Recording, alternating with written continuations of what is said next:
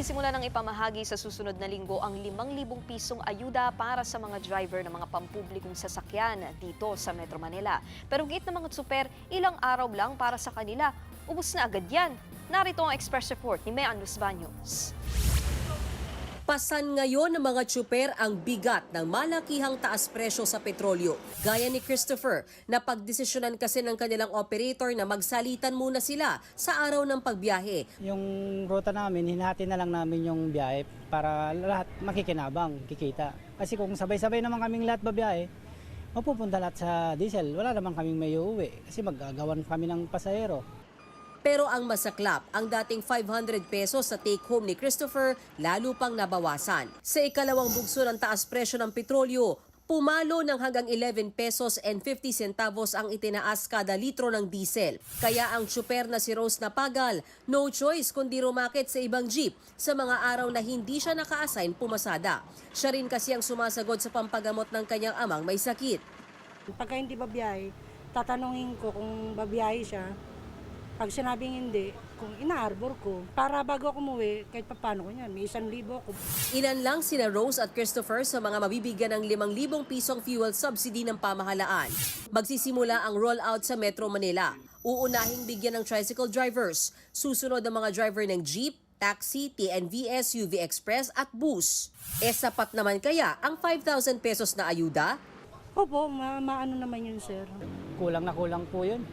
Bakit, sir? Ilang araw lang mong gagamitin yung subsidy na binibigay nila. Dapat nila dagdagan pa yun.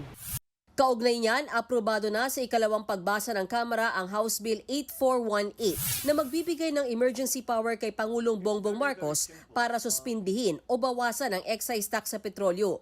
Una na ring sinabi ng Pangulo na isi-certify niya ito as urgent. Sa Senado naman, lusot na in principle ang nasabing panukala sa Committee on Ways and Means. Pero hirit ni Energy Secretary Sharon Garin, sakaling kailangan limitahan ang pagtapyas ng excise tax, pwede raw gawing prioridad ang sa diesel. Ito raw kasi ang ginagamit ng public transportation. I do suggest if we have to choose, diesel should be the priority.